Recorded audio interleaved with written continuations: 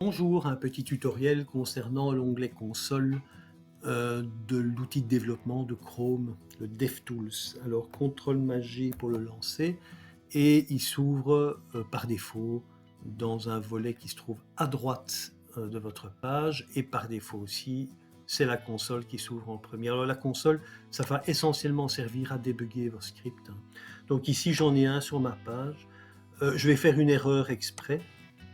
Mettre un petit E ici, CTRL S, F5, et bien tout simplement il lève une erreur. Il lève une erreur pour vous dire simplement que getElementById n'est pas une fonction.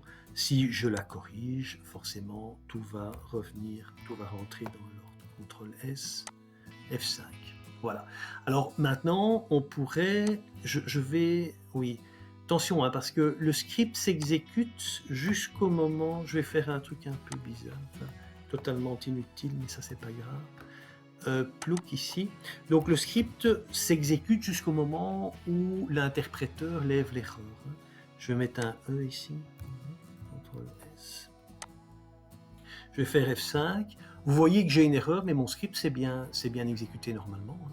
J'ai bien affiché la largeur et la hauteur. Donc mon script c'est de ma division 1, de ma division d'ID 1. Le script c'est réalisé tout à fait normalement. Donc l'interpréteur exécute tant qu'il trouve pas de faute. Alors ici ça peut être pas mal. Lorsque vous voulez débugger, bon ici évidemment la chose est particulièrement simple, hein, mais lorsque vous voulez débugger, ce qui peut être bien, c'est par exemple vous placez ici un breakpoint et vous activez ce petit bouton Pause on Exception. Ça veut dire que la Pause on Exception, ça veut dire tout simplement qu'il va s'arrêter au moment où il va lever une erreur. Eh bien F5, on va commencer le script et effectivement c'est logique, hein. Je vais au step suivant, il va ligne 16, et puis je vais au step suivant, il va ligne 17, le step suivant c'est la 18, après c'est la 19, attention, ici il n'a pas encore levé l'erreur, parce qu'il vient en fait de déclarer la variable plouk, elle n'est pas encore affectée, c'est au moment où je clique maintenant qu'il va lever l'erreur. Et alors ça peut être sympa parce que lorsque vous débuguez, je dirais c'est un côté très pratique et souvent éclairant sur les bêtises qu'on fait dans les scripts. Donc je vais remettre donc ce petit bouton ici. Quand il est bleu, c'est qu'il est activé. Donc je vais l'éteindre puisque on n'en a pas besoin finalement. Et je vais surtout aller modifier, je vais supprimer ma ligne 19. CTRL S et revenir vers ma console. Voilà. Alors dans la console, vous pouvez faire beaucoup de choses, hein. Vous pouvez faire du JavaScript dans la console. Vous pouvez évidemment explorer le DOM dans la console, hein. Je peux faire ceci, hein. Var val égale 4. Voilà. Alors undefined, pourquoi? Parce que c'est une instruction qui ne renvoie rien, hein. Par contre, si j'écris val, bêtement, il me renvoie bien 4. Quoi. Vous pouvez faire de l'arithmétique, hein, je sais pas moi. Par exemple, y, val y, val res plutôt. Voilà. Et puis vous dites quoi? Oui, évidemment, j'ai mis val res, parce que je pensais, voilà. Parfois on fait des bêtises. Val res, undefined évidemment, et puis je dis simplement undefined, ça veut dire que ma variable est créée, hein. Ça veut simplement dire qu'elle n'est pas affectée, hein. Et puis je mets res égale, je sais pas moi, val plus 2, voilà, et il me renvoie bien la valeur 6. Bon, alors vous avez un petit bouton ici bien pratique, c'est tout simplement pour faire le clear console. Vous pouvez faire ceci, hein, console.clear, mais on est bien d'accord que console.clear, bon c'est un petit peu long à écrire, ça fonctionne très bien, hein, mais vous pouvez utiliser le console clear complet, ça veut dire qu'il vous retire vraiment tout, hein, okay.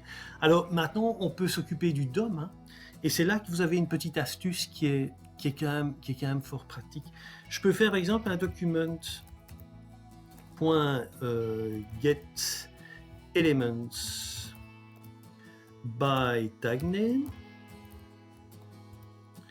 Par exemple, oui, je l'ai déjà écrit ici, hein, parce que j'ai quand même un petit peu essayé avant. Par exemple, ceci, il n'y a pas de souci, vous pouvez faire ce genre de choses.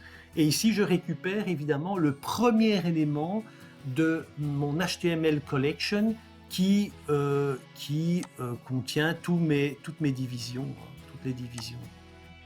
Eh bien, voilà, Enter, excusez-moi, oui, donc le premier élément. Hein. Donc le premier élément, ben, c'est ma division. Hein. Eh bien, je la retrouve ici. Si vous pouvez faire ceci, évidemment, hein, vous pouvez carrément récupérer le tableau. Simple, en brut, hein, je dirais, en brut. Donc là, vous avez vraiment la collection, votre collection HTML qui contient 4 éléments.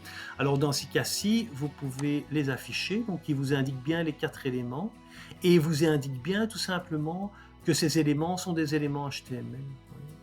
Hop.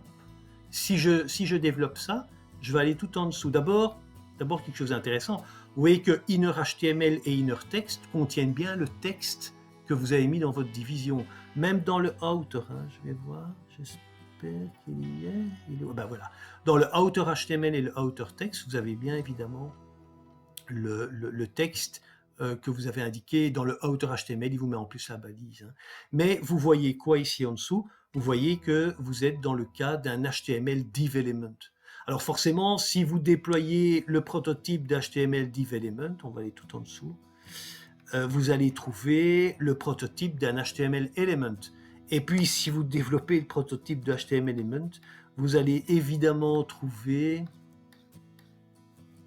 le prototype de element, et ainsi de suite. D'accord, on va remonter. Ok, on va remonter. Donc, vous voyez que c'est infiniment pratique pour un petit peu tester la page sur laquelle vous êtes en train de travailler. Alors, un truc qu'on ne connaît pas en général, c'est le $, c'est ce que je vous avais montré là. Je vais faire un clear. Vous voyez ce $, ici qui apparaît? C'est l'élément actif en fait. Eh bien, en fait, $, comment dirais-je, est une fonction qui est propre à votre console. Attention, ça n'a rien à voir avec le JavaScript, ça n'a rien à voir avec jQuery non plus. Hein. C'est vraiment une fonction propre à la console, et cette fonction, en fait, correspond à, je vais faire par exemple div, voilà. C'est ça que je cherchais, div, voilà, comme ça. Eh bien, cette fonction correspond tout simplement au query selector. Alors, si vous faites $, ça correspond au query selector all. D'accord ? Donc ici, le query selector, c'est logique, hein, il a été récupéré ma première division. Mais vous pouvez très bien faire ceci, hein, $, div, et ceci vous permet d'aller rechercher tous les 4 éléments de l'HTML collection.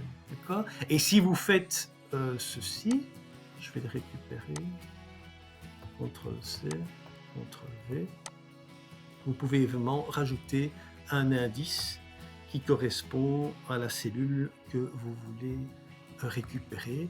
Et vous avez évidemment la division 1 ici. Si vous voulez la 3, ben, vous pouvez le faire.